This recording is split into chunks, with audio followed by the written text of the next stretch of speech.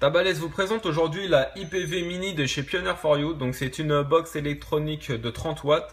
Vous sera envoyé dans un packaging en carton comme celui-ci où vous sera indiqué sur le côté la couleur que vous avez choisie, comme celle-là, la couleur grise métal. Ici vous avez quelques informations sur le constructeur avec tout ce qu'intègre le paquetage, donc la IPV Mini, le manuel d'utilisation, la box en carton et le câble USB micro USB. Donc on va de suite ouvrir le packaging. À l'intérieur, vous allez retrouver une notice avec un côté caractéristiques techniques et de l'autre côté le mode d'emploi. Bon, tout est en anglais, mais c'est pas grave, je vais vous expliquer comment elle fonctionne. Donc vous allez avoir la box ici. Au niveau du design, on va avoir un bouton moins, un bouton plus, un bouton fire.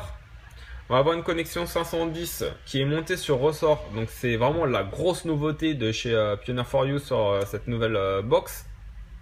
Donc tous vos atos vont être flush et vont être vraiment à ras grâce à ce ressort. Et vous avez la possibilité de l'ajuster légèrement avec ici la petite vis à l'intérieur. Voilà. Après vous allez avoir un diamètre ici de 23 mm, sachant qu'elle est sur les rebords, c'est légèrement biseauté, légèrement arrondi, donc ça accueillera sans problème aussi les 22 mm. Et au niveau du design, ça rendra aussi bien sur du 22 que sur du 23. Ici en dessous, vous allez avoir le port micro USB pour pouvoir recharger votre batterie à l'intérieur sans avoir besoin de dévisser et d'enlever votre batterie. Et ici, vous allez avoir le logement de la batterie. Donc, tout simplement pour mettre votre batterie à l'intérieur, il faudra donc la mettre côté pin positif vers le haut, pin négatif vers le bas. Et vous revissez le tout. Sachant que si vous vous trompez de sens, c'est pas bien grave, il y a une protection contre l'inversement de polarité. Donc ça ne marchera pas, il faudra juste le redévisser et la remettre dans le bon endroit. Au niveau dimension, donc elle fait du 94 par 40 par 23. Donc si on la compare un peu à la e-stick, elle va vraiment être similaire. Bon, elle va être un peu plus grande au niveau de la hauteur et un petit peu plus large. Au niveau de l'épaisseur, c'est du pareil au même, du 23 pour du 21 mm. Mis à part ça, elle a une prise en main qui est vraiment agréable. Ici, vous avez un bord arrondi qui va vous permettre une bonne prise en main et un côté plat ici qui va faciliter l'appui sur le bouton Fire. Donc, c'est un peu semblable au design de la ZNA. Donc pour moi je trouve ça plutôt pas mal. Au niveau puissance, donc en fait on a un choix de plage entre 5 watts et 30 watts. Au niveau voltage de 3 volts à 8 volts. Et on a une détection de résistance de 0,5 à 3 ohms. En plus de tout ça, on a 3 protections. On a une première protection contre la basse tension, une deuxième contre la faible résistance et une troisième contre la surchauffe. Donc maintenant on va passer au menu. Donc au menu, pour accéder, pour allumer la box et pour l'éteindre, vous allez avoir donc 5 clics à faire sur le bouton Power. Donc 1, 2, 3, 4, 5. Là, il va y avoir le logo Pioneer4U, le modèle IPV Mini.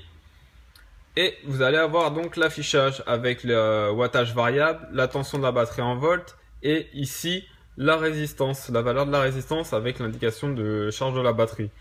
Donc si vous appuyez à vide, il y a marqué Check Atomizer parce qu'il ne détecte pas l'atomiseur, forcément parce qu'il n'y en a pas. Donc on va en mettre un. Là j'ai mis un Russian V2. Donc dès qu'on fait Fire, hop, il détecte à 1,1 ohm, donc ça marche parfaitement. En plus de ça, vous avez un visu dessus, c'est parfaitement flush. Donc aucun souci comme je vous l'avais dit avec ça. Et donc là on va avoir 3 nouveaux menus. Donc les 3 nouveaux menus sont donc le PWM. En fait, c'est un mode qu'on appelle Pulse. Concrètement, ça va envoyer la puissance à votre atomiseur par à-coup.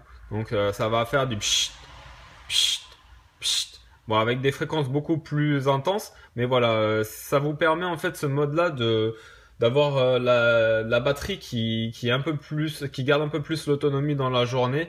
Mais là, vous n'êtes pas sur une vape lisse. Pour passer en vape lisse, il va falloir utiliser le deuxième mode, c'est du DC to DC. Donc pour accéder à ce mode-là, vous appuyez sur Power et sur le bouton moins.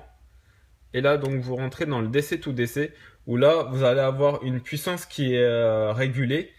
Et en fait, vous allez avoir la box qui va augmenter la tension pour maintenir le réglage de décharge de la batterie pour que, comme je vous le disais précédemment, qu'on passe sur une vape lisse.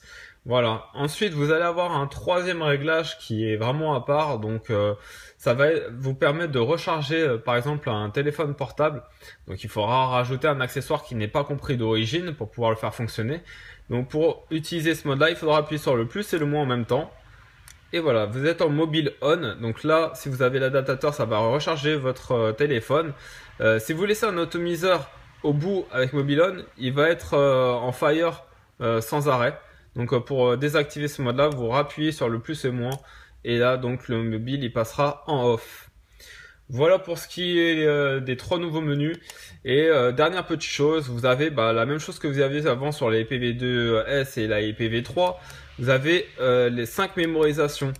Donc ça vous permet de faire des pré-réglages suivant les atomiseurs que vous mettez. Et donc en fait, quand vous allumez votre box et vous appuyez directement sur plus, vous allez switcher entre les mémoires intégrées. Donc après, si vous voulez faire augmenter ou diminuer votre intensité en wattage, vous allez appuyer d'abord sur le bouton moins et après soit sur le bouton moins ou soit sur le bouton plus pour pouvoir régler aux petits oignons ce que vous voulez.